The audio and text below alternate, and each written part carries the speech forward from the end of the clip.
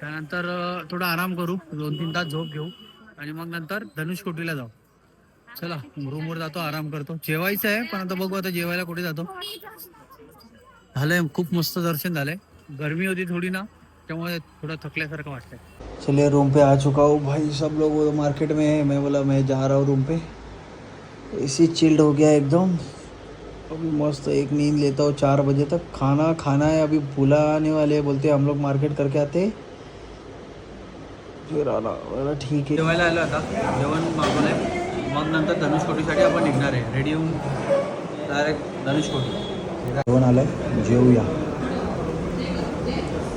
त्यानंतर धनुषकोटीचा रस्ता बंद होऊन जातो, त्याच्यामुळे आपल्याला 4 इथेच वाजलेले. 4:30 वाजता पोहोचून काय मतलब नव्हता, म्हणून आता आपण बीचला चाललेलो आहे. इकडे रामेश्वरम बीच बघूया. पाणी पण क्लीन आहे, ब्ल्यू पाणी.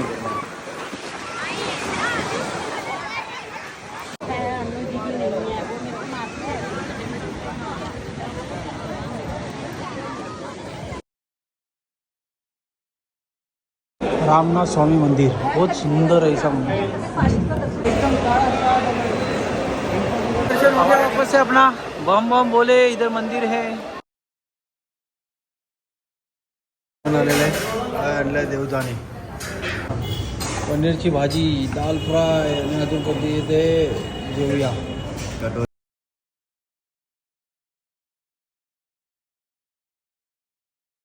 महाराष्ट्र मित्रांनो, आपण आता रामेश्वरमवरून धनुषकोटीला चाललो आहे. धनुषकोटीवरून मग डायरेक्ट आपण ओडिसाला जाणार आहे. गाडी आली आपली. चला निघूया. चला रामेश्वरमचे दर्शन करून घ्या. एक ज्योतिर्लिंग पण आहे आणि एक धाम पण आहे, दोन्ही मिळून दर्शन करून घ्या. हर हर महादेव, हर हर महादेव.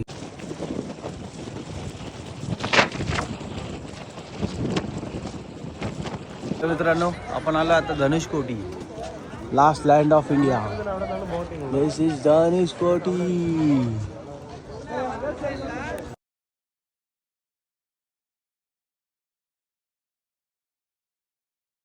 चला मित्रांनो, आपण निघालो आता धनुषकोटीवरून. ऊन खूप होतं पण तरी पण चांगले फोटो व्हिडिओज आपण घेतलेले आहे. ते तुम्हाला इंस्टालाच बघायला भेटतील. फेसबुकला आता तुम्ही असतील तर फेसबुकला पण बघू शकता. चला धनुषकोटीच्या मार्केटमधून आता बाहेर पडतोय आपण आता ओडिसा जाणार आहे. ओडिसा जगन्नाथपुरी. इथून 1800 किलोमीटर आहे जवळपास. 1800 किलोमीटरसाठी आपल्याला 32 तासाचा रन दाखवतोय.